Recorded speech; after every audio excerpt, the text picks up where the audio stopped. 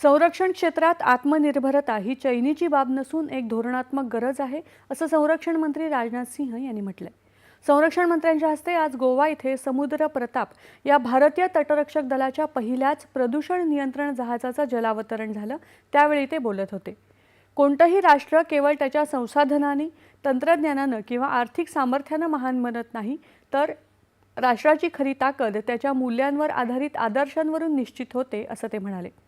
समुद्र प्रताप हे नावच अतिशय समर्पक असून समुद्राच्या प्रतिष्ठेचं आणि शक्तीचं प्रतीक म्हणून समुद्राचं रक्षण करण्याचा संकल्प घेतलेलं हे जहाज आपल्या तटरक्षक दलाचा आणि भारताचा आत्मविश्वासही वाढवेल, असं ते म्हणाले।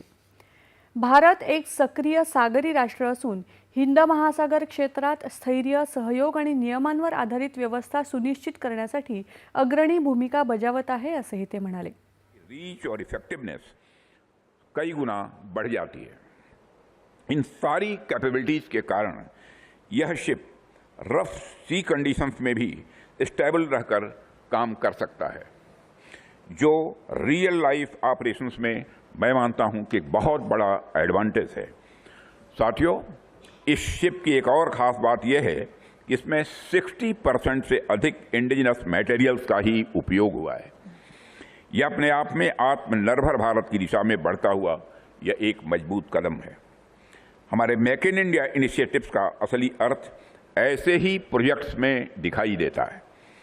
इतने कॉम्प्लेक्स प्लेटफॉर्म में भी इस लेवल का इंडिजिनस कंटेंट ये दिखाता है कि हमारी डिफेंस इंडस्ट्रियल इकोसिस्टम अब काफ़ी मैच्योर हो चुकी है, लेकिन और अधिक मैच्योर होना है।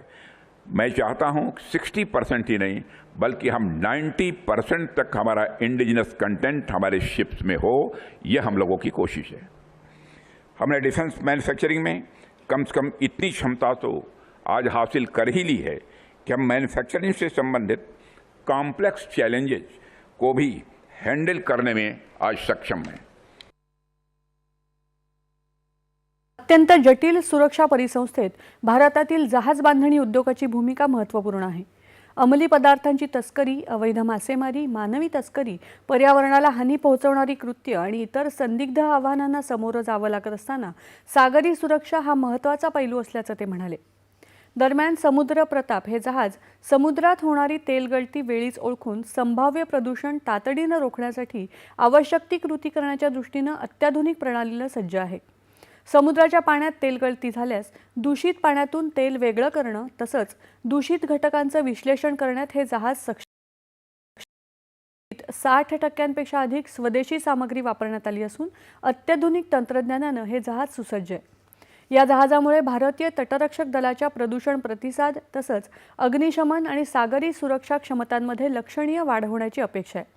या जहाजाच्या समावेशामुळे सरकारच्या आत्मनिर्भर भारत आणि मेक इन इंडिया या उपक्रमाला बळकटी मिळेल। भाजपाचे ज्येष्ठ नेते आणि केंद्रीय गृहमंत्री अमित शहा तामिळनाडूच्या